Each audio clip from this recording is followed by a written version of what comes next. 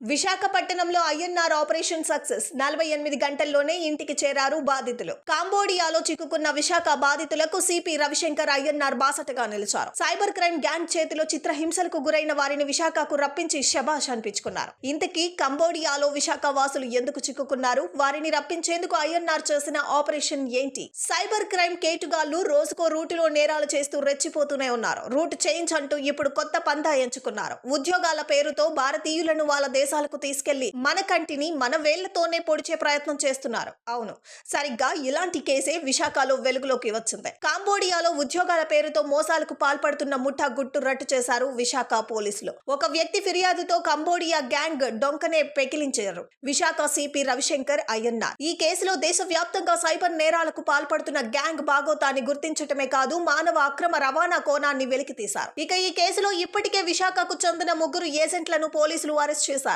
మానవ అక్రమ రవాణాకు పాల్పడుతున్న ముఠా వివరాలు, వారి మోసాలపై సిపి రవిశంకర్ ఐఎన్ఆర్ దృష్టి సారించారు. కొందరు విశాఖ ఏజెంట్లు డేటా ఎంట్రీ ఉద్యోగాల పేర్లతో 150 మంది నిరుద్యోగులను పంపటంతో కాంబోడియా గ్యాంగ్ నిర్బంధించినట్లు గుర్తించారు. అక్కడికి వెళ్లిన తర్వాత భారతీయుల వీసాలు చించివేయటంతో ఆ కేటుగాళ్లు ఉచ్చులో పడుతున్నారని, ఇలా దేశవ్యాప్తంగా కంబోడియా గ్యాంగ్ చేతిలో సుమారు 5,000 మంది చిక్కుకున్నట్లు దర్యాప్తులో తేల్చటం ఆశ్చర్యం కలిగిస్తోంది. వివిధ రాష్ట్రాల నుంచి వారిని తీసుకెళ్లి నిర్బంధించినట్లు వెల్లడయ్యింది. అంతేకాదు మానవాళ్లకు పలు రకాల స్కామ్లలో ట్రైనింగ్ ఇచ్చి మన దేశంపైనే సైబర్ అటాక్ చేస్తుండటం సంచలనంగా మారింది. ఇక కంబోడియా గ్యాంగ్ మన వాళ్ళను అక్కడికి ఎలా తీసుకెళ్తున్నారు, మన వాళ్ళతో సైబర్ నేరాలు ఎలా చేయిస్తున్నారు, ఆ గ్యాంగ్ గుట్టు ఎలా రట్టు చేశారు అనే కీలక విషయాలను వెల్లడించారు Visakha CP Ravishankar INR. Data entry ఉద్యోగాల పేరుతో విశాఖ ఏజెంట్లు నిరుద్యోగులను కంబోడియా ఏజెంట్లకు అమ్మేస్తున్నారన్నారు. ఇలా చేయటం ద్వారా విశాఖ ఏజెంట్లకు కంబోడియా గ్యాంగ్ ఒక్కొక్కరికి 50,000 చొప్పున ఇస్తున్నారని తెలిపారు. మొత్తం కంబోడియా కేటుగాళ్లు కేసులో Visakha CP Ravishankar INR operation super success అయింది. కంబోడియాలోని